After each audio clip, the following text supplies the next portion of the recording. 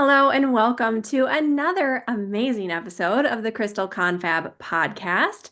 I'm Ashley Levy, joined by Nicholas Pearson, Adam Barralet, and Kyle Perez. And we are so excited to be chatting with you today about, I think, one of all of our favorite crystals, citrine. But even though this is one of our favorites, it is also a highly controversial stone for one big reason that many of you can probably already guess.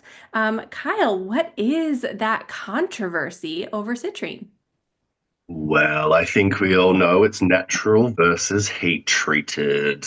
Those terms will always come up for citrine, but weirdly, they don't come up for other minerals. And I just want to start by saying if you have a really nice ruby or sapphire, maybe even an emerald or topaz, it is more likely than not, especially in jewelry form, that it has gone through some form of heat treatment or irradiation. So it's actually really important to know off the cuff straight away that so many crystals and minerals go through the heat process. It is to clean them up, make them a nicer color, change their color.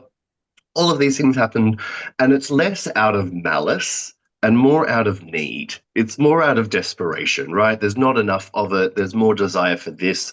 So it has been happening for decades and decades and decades. It's not something that's new to the business, and it's not something that I think we should be so up in arms about. Yes, there is some bad heat treatment that does happen to our poor amethyst, and it can make it a bit crumbly and a bit sad.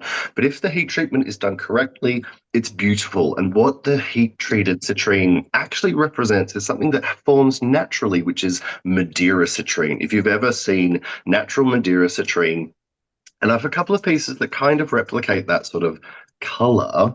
I don't know if it's going to work very well because I'm on my phone this week. It's Madeira actually means wood in Portuguese. And so it has that orangey brown wood tone that forms naturally through the heating and irradiation that happens below the Earth's surface. So it's going to have iron in it and likely trace elements of aluminium too. It has been heated to a certain point, and that's where we get that beautiful range of color and tone from citrine. There are two really important points that separate natural versus heat treated to actually see whether or not one is or the other, and it's dichroism. Dichroism is the play of two different colors, or at least two colors. And what you will see with citrine is one color when you look at it down one axis, and then we call this the C axis when you're looking directly down the point, and you'll see a different tone. This is a beautiful African citrine coming from Zambia, nice and light. And what happens is that is just showing you that the crystal is natural, it has an orientation, and that shows that natural citrine side. Your heat-treated citrine will very not show the dichroism. It's going to show one rich, strong color, generally more orangey, generally more warm in its tone, generally stronger and more vibrant. And that's how I like to break down and separate them energetically. I think both of them have their place. Both of them are amazing. And I will honestly meet someone in the car park if they don't think either are valid. I appreciate the fact that heat-treated citrine is about focus. It is about direct focus. And this is one of my favorite guys. This is a great skull named Midas, the Midas touch, if you will. One beautiful natural point on the top with the skull face in it. And energetically taught me so much about doing, just doing, get it done, do the thing, make it happen, get enthusiastic, be excited, be creative. Whereas natural citrine, this is a lovely African natural citrine skull that I have that is more of a connection to doing things with more cadence, doing things with more pace, and allowing yourself to energetically have that enthusiasm and excitement, but for a more long-term thing. I think heat-treated is more short-term, really focused, do the thing quickly, do creative things, get yourself up off your bottom, trying to get tasks done, unlocking creativity. Whereas I find natural citrine, I'm called upon to wear every day, actually wear a piece in my ear every day as a day-to-day stone because it helps me stay buoyant, it helps me stay flexible and adaptable, it helps me with clarity, it helps me with being positive.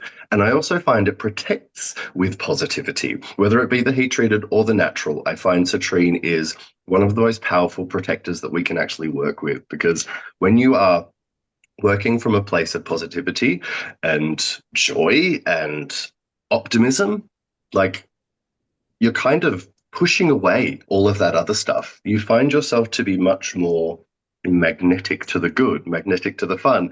This episode is coming out pretty much on my birthday, which I'm very excited about, and the solstice. And this week of the birthday and the summer solstice for us in the summer southern hemisphere is the time that I work with my citrine the most, because it is a solar time, it is warm, it is hot.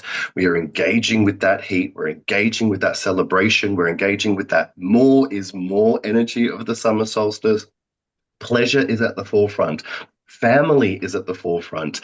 Celebration and joy and being outside and all of these things align to the energy of citrine in such a powerful way. And that's why I've been working with it all day, every day, pretty much for my whole crystal working life. Yeah, Adam. I love what you had to say there. You were so poetic in differentiating, and I think like what you said, the two citrines were they're almost like two different crystals, aren't they? And I normally describe them as they're both stones of happiness. Natural citrine is more whereas heat trade is more woohoo in that type of way. But I'd love to know from everyone else, how are we feeling about this idea of humans tampering with crystals? I think there's a fine line. You know, the climate is getting hotter. Sometimes in natural environments, we can get that natural citrine in that way. Maybe when we have a 2000-degree day, we'll all our amethyst will turn to citrine. But, is there a fine line between heating crystals and maybe injecting them with dye or something like that? What do you reckon, Ashley? I really have an okay relationship with heat treated minerals. I'm fine with it because even though the process is a little bit different and helped along by humans, relatively kind of what's happening is that the minerals are being heated. However, a lot of minerals that are heat treated are also artificially irradiated. We can have both to get these different color combinations and that sort of thing. You'll find this a lot in topaz, zircon, things like that. I personally don't love working with artificially irradiated minerals. I just feel energetically a little disconnected from them. I just don't tend to resonate with them. So if it's something that's been heat treated and artificially irradiated, I tend to steer clear. The same for me is true of dyed stones. I know a lot of folks that work with them, and if it brings you joy, I feel like go for it. There are some benefits that we could consider, like maybe the sort of magical properties of color that come into play when we're working with a dyed mineral. But for me, knowing that there is something else other than that crystal, just as it came out of the earth, this like artificial dye, even if it were a natural dye, I'd probably still feel the same way. It's just something that's not just the crystal. And for me, I struggle with that. But then, we also think about aura quartz, which we just talked about in a recent episode. We were discussing aura quartz, and I'm kind of okay with that because at least you have the quartz and then you have these metals, which are natural. So it really comes down to, I think, personal preference, personal experience, how you feel when you're working with those stones. But Nicholas, I'd love to know your opinion on this too. I think I'm kind of in the same boat where I've got a foot in each realm. There are some treatments that I feel pretty copacetic about and others that make my skin crawl. And, there is nothing new under the sun. We chatted about this in previous episodes about how some of these treatments have been around for a very long time. The making of black onyx dates back to like the Hellenistic period in ancient history. And we see similar things with the heat treatment of precious and semi-precious gems to improve their color. So I don't really have anything against heat-treated gems. I don't love irradiated ones. Stabilization is one I feel kind of ambivalent about. If it means I can afford something and it will last, I will get it stabilized. If it means I cannot afford it and it probably will not last, I'm not going to get the unstabilized version. So it's kind of something that I take on a case-by-case basis. And I have a really deep love of citrine, and I am absolutely 100% a citrine snob. I want it to be natural wherever possible. The composition, the constituency of natural citrine differs greatly. The like crystal lattice, although they are still fundamentally the same mineral species, quartz, is different in heat-treated amethyst than it is in other varieties of natural citrine, because most other varieties of natural citrine won't have the same Brazil law twinning that makes space for those tetravalent iron ions to be in there that give amethyst its color. And what we're doing is we're breaking the bonds in those iron to change the shape of them. And that's not how natural citrine derives its color in the first place. So absolutely, I'm all for enjoying it, appreciating it, but I connect so deeply to this long, slow process of natural radiation rather than just heat that gives us the birth of citrine. So it's something that I just have a deep love and connection to. Adam, what about you? Yeah, I was really interested with what Kyle said before about that he works with the natural citrine all the time and wears it as an earring, whereas the heat treated is more like a quick, not a quick fix, but something that you'd want to you'd use it for bursts of energy. And I think sometimes with that, maybe that fiery energy or that heated energy, there are times when we need to perform, where we need to shine big, where maybe we're doing something on the weekend, where we need that happiness, we need that abundance, or something else that we're going to discuss about citrine today. Yeah, go for the heat treated. But it may be worth looking at, if you're working with heat treated citrine and wearing it all the time, are you shining too bright? Are you being too happy all of the time? And I'm not saying that we need to be, negative Nancy's or sad all the time, but I think that the natural citrine will bring us that nice kind of contentment or that peacefulness where into that false happiness or that false energy. Does that make sense? Definitely. Yeah, I can see that. This kind of has me thinking aloud about, we've all mentioned citrine's kind of preclusivity for like bringing us joy and happiness and that sort of thing. I personally like feel the most aligned and connected and in flow when I'm at that sort of state of joy. And it's not even necessarily like the acute joy that's like, elation when you're really excited about something. But when I just feel happy in myself and happy in my life and happy with who I am inside, like that is the kind of joy that I most resonate, even more than those big spikes in excitement and happiness and that sort of thing. And that brings this big sense of personal fulfillment. And I know, Nicholas, that's something you definitely wanted to touch on in this episode about citrine. Yeah, I'm honestly surprised that the four of us so far haven't addressed the elephant in the room about citrine, about what we as a crystal community that is greater than the four of us like to kind of pigeonhole it as, which is the money stone, the abundance stone, the merchant stone ad nauseum. And I will tell you that while I've had success working with citrine for, for that purpose, it has never felt like the whole picture of this stone. And over like lots of work and, we'll say insight from mentors, like finally the pieces fell into place and things started to make sense to me. And like, I've always found that the thing I get the most out of my relationship with citrine is a sense of fulfillment, a sense of getting to where I'm meant to be in the grand scheme. And if we look at how citrine works in those ways, its energy is kind of twofold.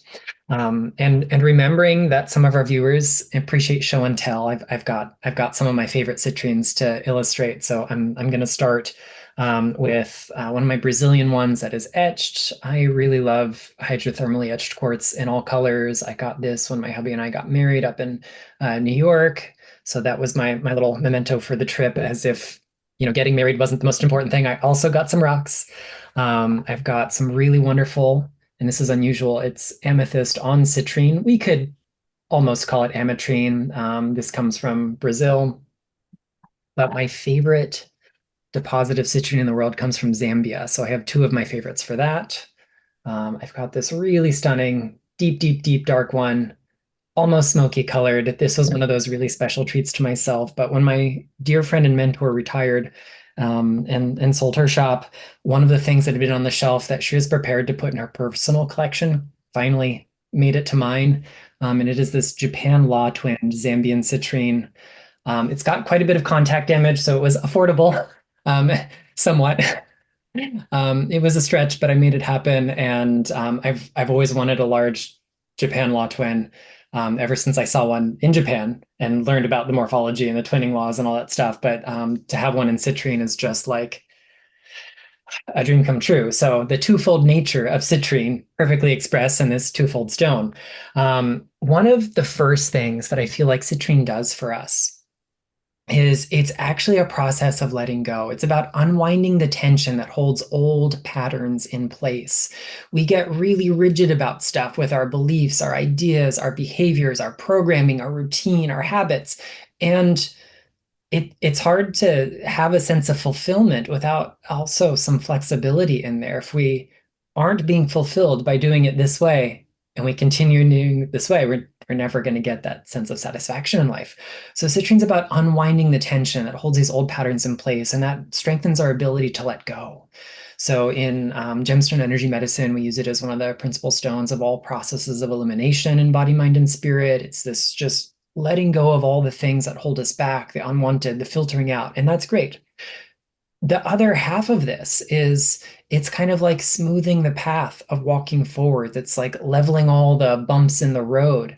And when you have a straightforward, easy path and you're unburdened, well, guess what? It's really easy to walk along it. So citrine allows us to step onto this path with a sense of knowing yourself, knowing what you aren't anymore because you've let go of it, which makes space. We can't talk about citrine being a stone for abundance if we aren't also making space for that concept of abundance, of universal abundance to flow through. And this is not to say that it's about money. Money is a symptom of being fulfilled for some people, but there are other ways that we measure abundance. We do this through joy, like everyone's been talking about. We can talk about an abundance of other resources that aren't financial or monetary, an abundance of support in your emotional network, your familial group, your chosen family, your community at large. It's having other resources like time and sleep and nutrition and space for your hobbies, space for your loved ones. These are the true hallmarks of success.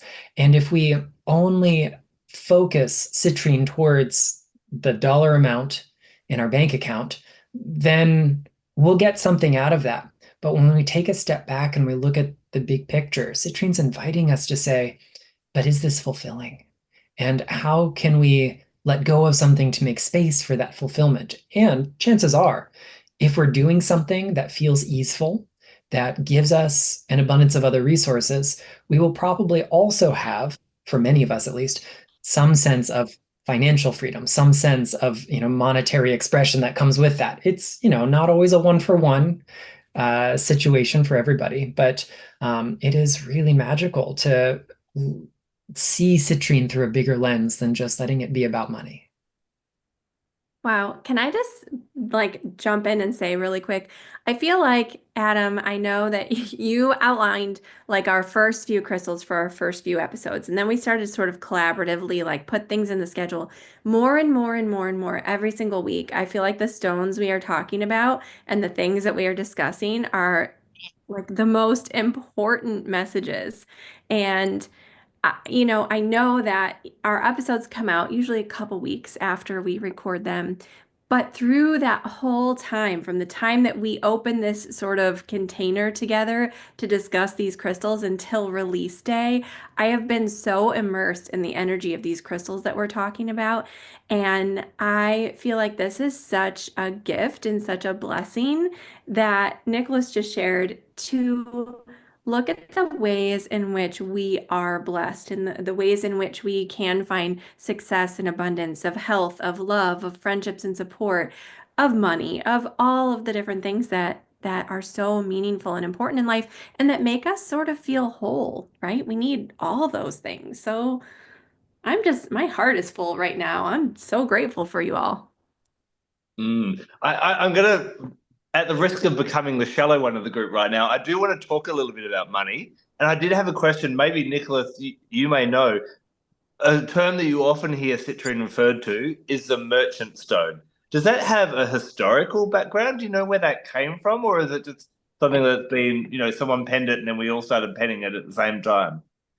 Yeah, I think it dates to about the 1980s. I haven't found a really firm example of its use prior to that, the moniker, the merchant stone prior to that.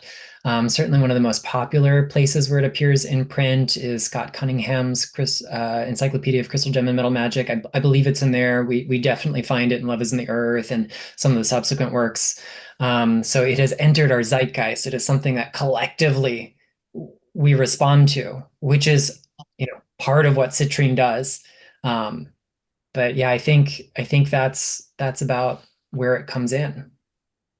Can we talk about that being such an 80s thing, right? The 80s was so about money and excess and all of that. So it feels appropriate, even though it's a bit inappropriate. But I'd love to know as well, I'm still keeping it shallow, and I'm apologizing for that because I do believe that citrine exactly embodies exactly what Nicholas was talking about. But when you get people coming into your shop, maybe, Ashley, what are the main concerns people are asking about? I find the main three are normally love, money, and energetic protection. Would you agree with that? I would totally agree with those top three, and I'd add for the fourth one, career.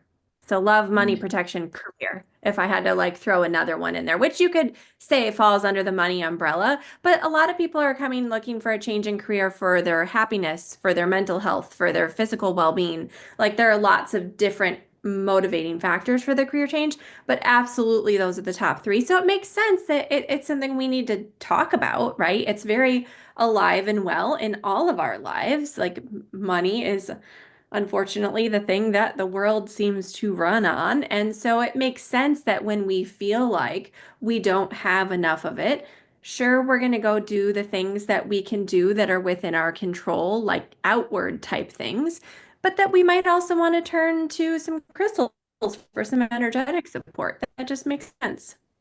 I want to share, it would be remiss of me not to share probably my favorite crystal practice that I probably bang on a lot. So if people are regular listeners to myself, sorry for me repeating myself, but this is my favorite crystal abundance practice.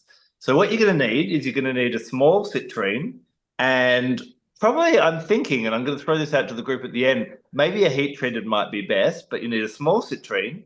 You need some true pure bergamot essential oil, and you need the highest dollar note or bill for your country. So in Australia, it's 100. I believe in America, 100 is the highest you go as well. Is that right, guys? For most of us. Yeah, common in that kind of way. So what we do is we start off with we holding the crystal in our hand and programming it with that desire for abundance, whatever that may be, whether that is a career change, seeing an account balance, seeing a new possession, or that type of thing. Send that in there as long as you can, programming that crystal. Now, once you've done that, you then get the bergamot essential oil, pop a little bit over the crystal, pop a little bit over the note, and the crystal and the note go into your purse or your wallet. Now, how do these three things work together? Well, hopefully, Crystal 101, you program a crystal, it's holding that vibration. So even when you're not thinking about it, it's sending that vibration out into your auric field and helping to attract that. Why the bergamot essential oil? Well, for me, bergamot essential oil I've found to be the best in two different ways. First of all, it's really great for self-worth and self-esteem, as is citrine. Now, I've found that how you feel about yourself and how you value yourself, the world will actually respond in kind. Are you worth $10 an hour, $100 an hour, $1,000 an hour? And working with that self-worth can be really, really great in that. So when we smell that, we get that. But you also create what's called an aromatic anchor. We've all smelt something before, and it's reminded us maybe of our grandmother's house or that ex's cologne that we hated. And so when you smell the bergamot, it takes you back to how you are feeling as you're programming that crystal and shifts gears in your brain as well. Now, the trick is with that high dollar currency note in your purse or your wallet is that you're never allowed to spend it. And what happens each time you open your purse or wallet is that you go, oh, I've always got money. You start to change the languaging of how you're actually relating to money. Now, I did this probably 25 years ago. And to be honest with you, that $100 note, I had to keep breaking it because of emergencies, like I need that jacket. And I found that, a few days before payday, I'd run out of money and I'd be like, oh, can I pay on Thursday when I get paid? But when I actually became disciplined, and to the point now where if I'm at a cash only event, I will go walking for blocks to go find an ATM to get cash rather than break that 100. I always have money to pay for what I need to on the day. My money still goes up and down, but it's still there as well. So this is something I'd really encourage people to try if they are wanting to, if they're new to crystals as well. This is a very big one for me of kind of going, oh wow, something's kind of happening here that I can't explain beyond, maybe the crystal is working. Some people make grids in a similar kind of manner. I know just shops. One of my friends, when they'd put the money in the till each day, they'd always put the money in and a small tumbled citrine crystal. And if someone forgot to put that in, then the day seemed to go bad at the shop as well. So I wanted to share that because I know people do have an interest in it. And my question to the group now is I'm wondering whether what I'm talking about, that's where the heat treated might be good. But obviously we want to keep money balance and our perspective of money balance. And maybe this is where we need to go back to our natural, where we go for those deeper, more earthy, more what's the word I'm looking for? Other senses of happiness beyond just show me the money. What do you reckon, Kyle? I am 100% a believer that we oversimplify what crystals do. And if we can pair crystals, then you're going to get more out of them. And I will always champion for manifestation, yellow and green crystals together.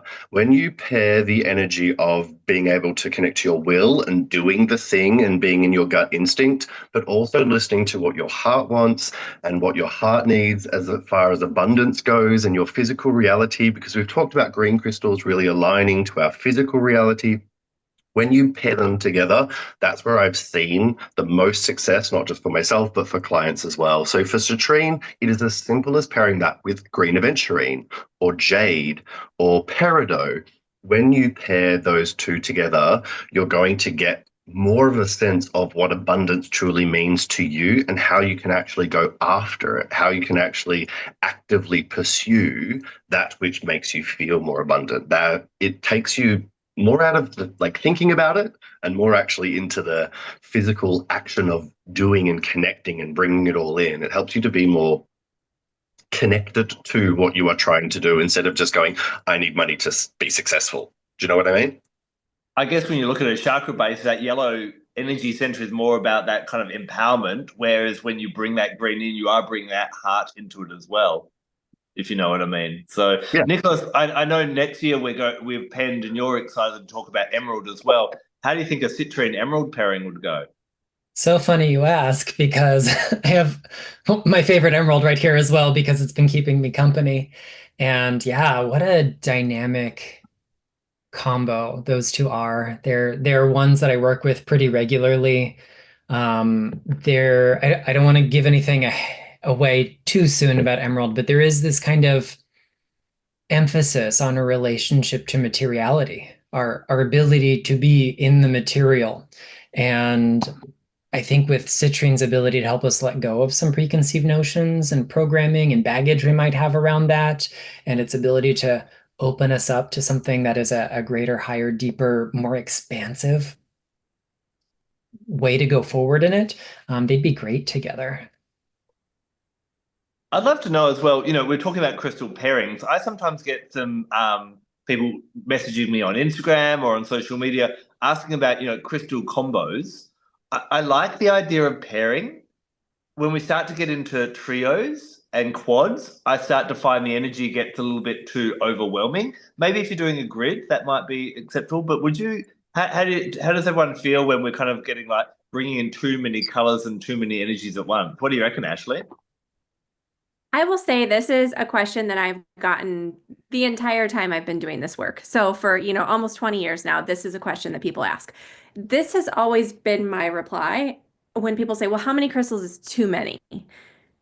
The number that you're actively working with. That doesn't necessarily mean how many you have sitting around in your space or how many you have in your jewelry box or on your altar or whatever, but the number that you're actively working with intention. Make you keep that intention and that focus really clear on all at the same time. For most of us, that is going to be like 2 or 3. When we get many more than that, it's a little harder to kind of keep a strong, clear intention in mind. And I think that's kind of the indicator. My exceptions do come in the form of a crystal grid because I feel like we're sort of linking those stones together energetically. They're sort of working together as one unit toward our intention. So maybe even if you have 4, 5, 6, 7, 8 types of stones in a grid, although I tend to keep those pretty simple myself, but say they're a little more complicated, because they're sort of all working together in one unit for intention, for your intention, I think that's fine. Similar to that, like a piece of jewelry. Say you had a beaded strand necklace and you specifically strung different types of crystals for different purposes. You created it with a lot of intention, or you had a pendant that was set with a few things. Again, to me, that works similar to the grid. You might have that pendant, that necklace, that whatever it is, for kind of one reason. Maybe they're all heart-centered stones. Maybe they're all stones for good luck. Like we all kind of have our little things that we do. And I feel like with jewelry, especially, it's such a personal piece. It's like a talisman. It's something that we wear to bring that energy in. And so for me, that acts like one sort of cohesive unit too. But I would love to know, Kyle, what's your experience been like with that?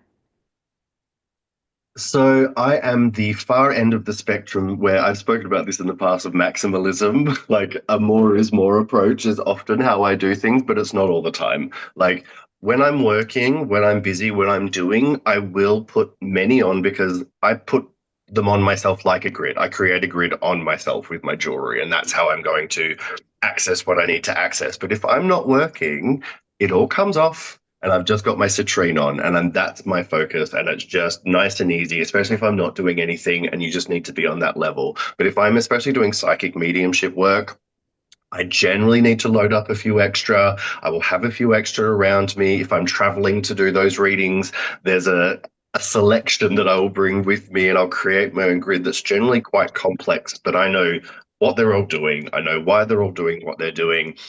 You know, we can speak from the many years of experience, a bit understanding. And I like to use the metaphor of I used to work in hospitality and I used to manage and run cafes. And if you didn't have every team member doing the right thing in their place, it wouldn't run. And you could have maybe 10 to 12 people in the cafe. You needed the till person, a couple of people on the coffee machine, a couple of people taking things out, a couple of people making food, someone doing dishes. And when everyone has their place, that's like a crystal grid. The whole team is working together, all the tasks get done, and it's working on something complex. Instead of just going, I want a cup of coffee, I'm just going to have coffee, you have to go, I'm going to a cafe, and that cafe requires people getting paid, people making the coffee, having like, there is so much more complexity to the world around us, and we oversimplify what crystals can do so much. And don't put so much pressure on the poor things. Like, don't put so much pressure on yourself. Like, give them a little bit of a break and go, let's work in a team. Like, let's get a couple together. And if you can't think, I always say clear quartz. Clear quartz is your master energy crystal that's going to take your intention and kind of direct it where it needs to go. So if all else fails and you can't think of what else to do, if you have a core crystal of your citrine, just add a few pieces of clear quartz. You can make really basic grids with one crystal and a lot of clear quartz, and that's going to amplify that singular crystal if that's your singular task. But if you want to do something more complex, learn about, understand what you're working with, and then with intention, create things that are more complex because there are many situations in our lives that are so. But if I'm working on something more simple, and I think I need a lot of energy towards it. This is when I'll go for, like Nicholas showed, no, something nice and big that has a lot of energy. This is a twinned crystal, not a Japan law twin, but a twinned citrine from Zambia. And this is one of those ones that came out of a box and I was like, thank you. You're coming home with me. I appreciate you very much. And it's one of those things that I always find twinned crystals. I've spoken about this, having a twin in the past. It's helped me to go, this is you. You're okay. You can do all the things. You are connected to what you need to be connected to. So I think it's situational. I think like I could talk about it all day. Like we really need to actually take a moment to think about the situation you're working on, the situation you are in, what you are trying to deal with. Then you can go, okay, is it really complex or is that actually really simple? It's simple. I'm going to focus on one or two crystals. We can get the job done. actually, there are a lot of layers of intersectionality here, so I'm going to create a grid that has quite complex energy, but I know why it's doing what it's doing. Does that make sense? It does, and I find, my rule of thumb is maximum of 2 colors, not including white, clear, and black crystals when it comes to wearing as well. But it's interesting what you said, Kyle, about I actually feel when I'm at home and not around a lot of people, just doing my own thing, unless I'm doing something spiritual, I actually don't wear any crystals at all, which is a bit of a crime. And I think it's worth people looking at how many crystals they are subjecting themselves to. I am reminded of this lovely woman I met in Singapore once at a fair. I was there kind of promoting my book, and she not only had a different crystal ring on each of these knuckles, but a second one on each of here. Now, she was that scattered that I can't even remember if she bought a book in the end, but she came to talk to me about 15 times and went to get money out and then would walk away, and she's just all over the place. And Kyle and I have both worked in the same crystal warehouse as well. I'm sure you've noticed when a lot of crystal energy is around, you can become scattered.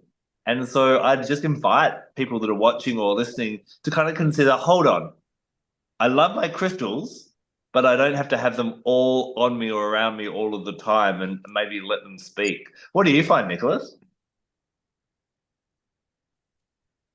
I like to use a lot of analogies when describing this kind of concept to people. When it comes to mixing and matching stones, they're all going to get along on one level or another. They don't have personalities the way we do. They don't have egos like we do. So that's certainly not our issue.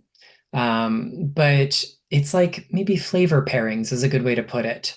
Sometimes you just want to taste dark chocolate and you want nothing else. Sometimes you want dark chocolate and almonds and cherries and whipped cream and, all of the things. So there is a time and a space to elevate a single energy profile, a single flavor. There's also some magic, some alchemy that happens when we pick things that blend well together. Now, in that instance, chocolate is the star of the show, but, maybe we'll also use a little bit of chocolate and chile and some other ingredients to make a savory dish where it's not the star of the show, but it's like the catalyst that brings the other stuff together. So it's knowing how things work for the application. It's knowing how we respond to that palette. Because at the end of the day, I might think those are objectively lovely combinations, but to someone else who, dare I say, doesn't like chocolate or might be allergic to it, those are terrible combinations. So I don't like to create hard and fast rules about which stones must go together, because we have different energy palettes, just like we have different gustatory palettes. Just as long as it's not chocolate and mint, because that should be illegal and outlawed around the world. Coming back to citrine now, Ashley, it's such a happy stone. It's really quite celebratory. And I notice for myself often, I am someone who is very goal orientated. I work a lot. I love the work that I do, but I'll achieve a milestone and I'm kind of on to the next, onto the next achievement. So I don't celebrate my victories. And we are also coming to the end of the year, which is a bit of a celebratory time. Do you think citrine is good in that context?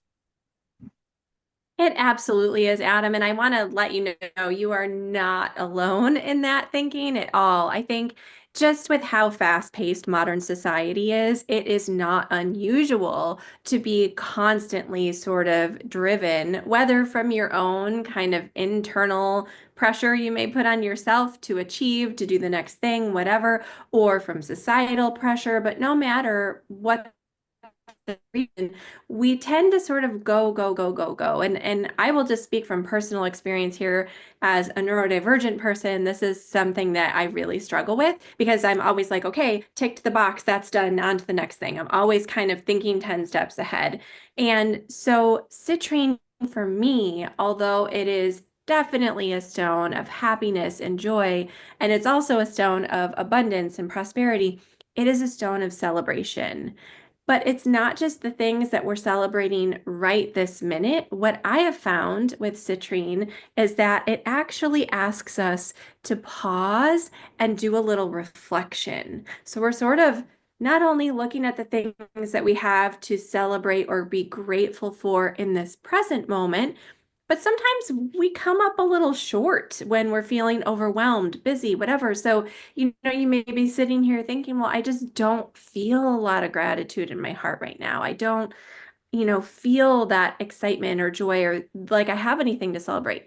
But pause and think back on the past month, the past year, the past 5 years, and think of those things that maybe you didn't give yourself the opportunity to celebrate in the moment. You didn't give yourself the opportunity to recognize the achievement that you reached, the joy that you felt, the experience that you had in whatever area of your life.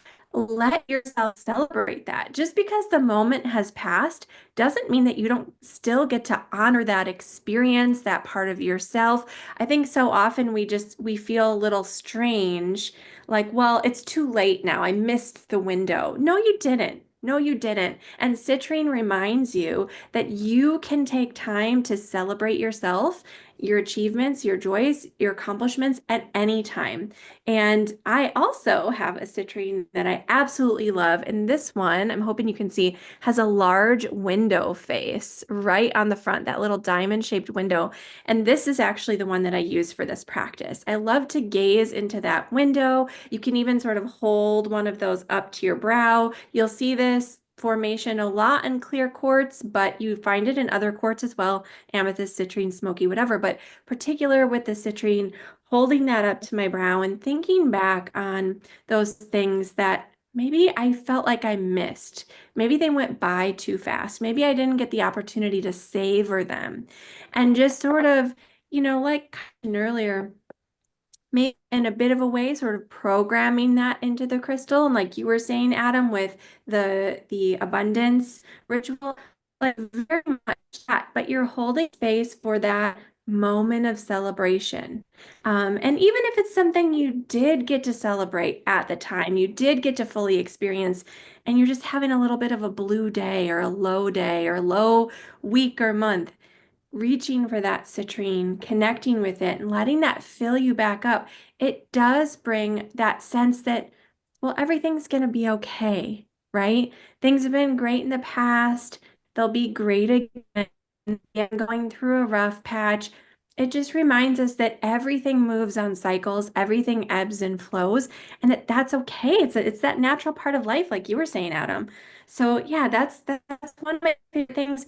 Very simple practice, just holding that citrine, maybe holding it up to the brow, filling it with, that thing that you want to celebrate, but also sometimes just inviting yourself the space to reflect on those things and recognize and have some awareness for all that you've achieved and all that you have to celebrate, because so often we don't give ourselves the space to do that and we miss it. I think one practice that's become really popular in the new age is, writing down things or listing 3 things that you're grateful for each day.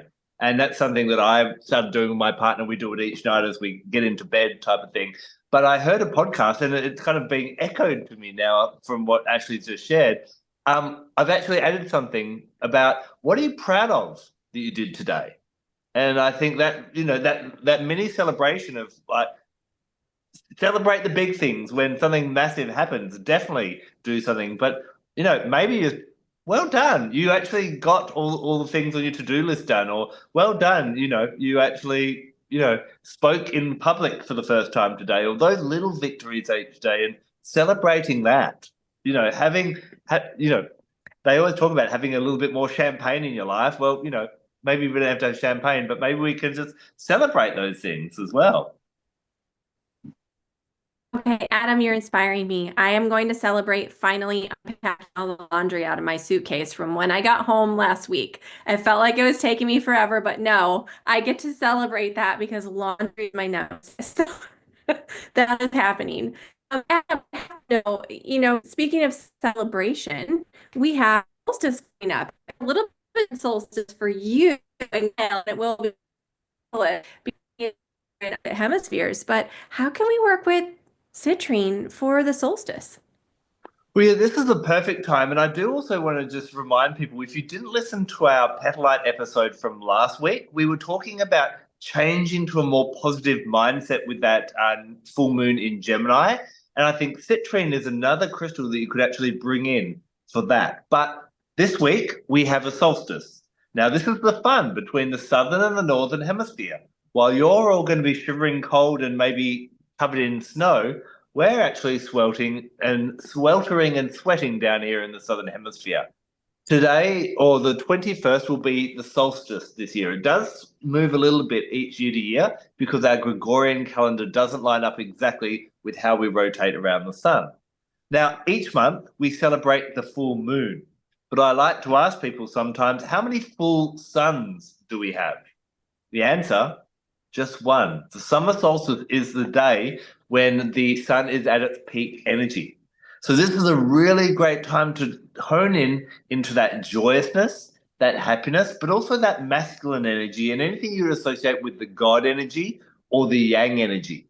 You know, one of my favorite practices to do with the summer solstice down in the when we're celebrating it is to either get a clear quartz or now maybe one of your favorite citrines and actually pop that out under the sun for the whole day and allow it to, just like we've charged crystals with the moon, charge one with the sun. And when you need that solar energy, this is going to be an amulet. And I have a clear quartz pendant that goes out every summer solstice for that full charging. And when I need that sheer sun power, you really, really want to save that because we only get this one chance of the year. I like to work with the seasons of the year with the different chakras. So if you are in the southern hemisphere, this is a solar plexus time. And so citrine is a premier stone for that. And so it works really well there. Now, what about everyone who's in the northern hemisphere? You're like, well, that doesn't matter about me. Well, I am an observer of the nature religions, those that work with the cycles of nature. And many see the winter solstice, which is also known as Yule, and you often hear around Christmas Yuletime greetings. Yule is seen that night, it's the longest night of the year, but the next day is considered to be the start of a new solar year. It is believed that the goddess gives birth to a new sun god, and he will get stronger and stronger each day as the days get longer and the sun gets warmer as well. So although maybe an amethyst might feel more appropriate in the winter solstice, it is also a great time to bring in a citrine, and I think here a natural citrine with its real content energy would be really great to kind of start to think about, okay, what do I want to bring into this new solar year? This works perfectly for you in the Northern Hemisphere as well, because obviously we're so close to the end of the calendar year. One of my things that I hate about the end of the calendar year is everyone's like, thank God that year's over. That was the worst year of my life, but the new year's going to be so much better. Well, it will, but if you keep on doing what you've always done, you're going to get what you've always got. And maybe sitting there and recognizing, like we talked about today, with your citrine, what did I achieve? What am I proud of for 2024? And now, what can I boost my self-worth with? How can I boost myself up? And how can I make my life more abundant overall, like Nicholas was referring to, and go into 2025 in that way? So whether you want to do that on the 21st around the solstice, whether you want to do that on the 31st of December or January the 1st, this is where citrine is going to be a classic, regardless of whether you're in the southern hemisphere or in the northern hemisphere. I love that. Well, time for our episode all about citrine, but I want to leave everyone with one last question. So here's my question for everyone. Given what we've just talked about with citrine, that I know we all have some citrine with us, what is one thing you're really proud of for yourself this year? Kyle, how about you? What's one thing you feel really proud of yourself this year for? For me, it pairs with this cluster of citrine that's from Broken Hill, and it's a self-healed one. And for me, this year has been about me taking care of myself, being able to look after my own needs, to be able to be positive despite many, many, many, many, many frustrations and challenges that have been omnipresent. It has been my ability to stay positive, to be a positive example for those that I'm here for, and to still be here doing this and enjoying it, I think is something I'm really proud of. I love that. Thank you for sharing. Nicholas. Adam, you're proud of. Sorry, we're all jumping in at once. What am I proud of? I think, there's when you've written a few books, you kind of start to kind of go, oh yeah, it's easy just to churn out books. But I've released two new books this year, one on the chakras and essential oils, one on combining oils with crystals. And to kind of reflect back on how much work actually goes into just getting a book out, I actually wanted to have another book out by the end of the year on oils and essential oils and astrology. It's not going to be out till later in next year. But I'm kind of going, I'm proud of what I did do, not just looking at the things that I didn't do. So I'm proud of that. What about you, Nicholas? My biggest accomplishment this year is outside of my career. And that's really hard for me to say. I am like classic stellium Capricorn. My work is my work and it is my life and I love it. And it's been a busy year there, but I auditioned for the International Pride Orchestra in spring, and I won the audition and got to go to New York to perform with this incredible group of musicians. And this comes almost 20 years after like hanging up that possibility. I went to school for music originally, and after a year I was like, I'm not cut out for this, or this isn't cut out for me. Either way, it's not going to happen. And I spent about a year just kind of prepping the waters and diving in and starting the process of taking lessons again and having teachers and collecting instruments the way I collect crystals. And it was the most magical experience. It's also the very first time I've ever just taken a trip for me, ever. And that was terrifying and amazing. And I still can't believe I did this. Amazing. Ashley, what about yourself? Something recent comes to mind for me, which is, I guess, this year learning to redefine what success looks like in my life. And this is so deeply entwined with like the energy and message of Citrine for me. Um, I think if I'm being like just real vulnerable, like in my early and mid and late 20s, success was very financially driven. And this idea of what success looked like, this like, you know, honestly, like a white feminist idea of what success looks like, which is something I completely no longer resonate with. But it left me with a bit of an identity crisis, and that like I don't know how to define success in my life. I don't know what success feels like if it's not that thing anymore. And I'm so glad to have been able to like work through that process. But I'm now in this space of kind of enjoying the exploratory process of what success can mean. And I think so much of what kind of each of us touched on in one way or another today about citrine is success these days is looking like a little bit more rest, a little bit more comfort, a little bit more of caring for my physical self, a little bit more of caring for my emotional well-being. And that feels good. And although at the same time, it's totally scary because change and transformation is scary, it's something I'm really proud of that I've been able to lean into it. So I just want to say thank you all for kind of, yeah, opening up about some things that are a little vulnerable. And Adam, yeah. I was just going to say one thing I think we all should be proud of is that we, as a collective of four people, have able to pull together a website. Although we're all in first world countries, we've been able to navigate third world internet sometimes, and we've had mishaps and people not being able to make it on some episodes. But I hope that everyone is enjoying these episodes, and I'd really encourage everyone on whatever platform you're listening or watching this, please share below. If there's a comment section below, just share one thing that you're proud of, and let's get a whole stream of things, and let's kind of celebrate the year that was rather than kind of just bag 2024. Amazing idea. Amazing idea. I love it. More of the glimmers. Yeah. Exactly. That also makes me think that the four of us should just be incredibly proud of the fact that we got this podcast going and that we get to show up and hang out together once a week. It's been honestly such a highlight for me. I know it has been for all of you as well, because we chat in our little group thread, and I know people who are watching the video recording of this can't see because you only see one speaker at a time.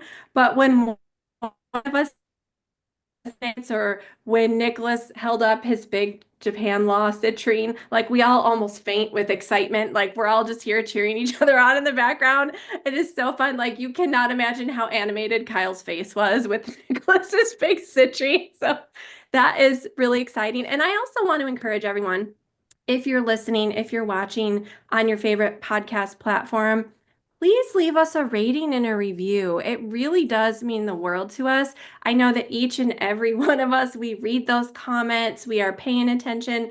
Engage with us, have a conversation. This is about community. This is about learning and sharing about our crystals. So those ratings and reviews go a really long way to helping others get to explore the show. And, even better yet, if you have a friend you think would enjoy an episode, send them a link.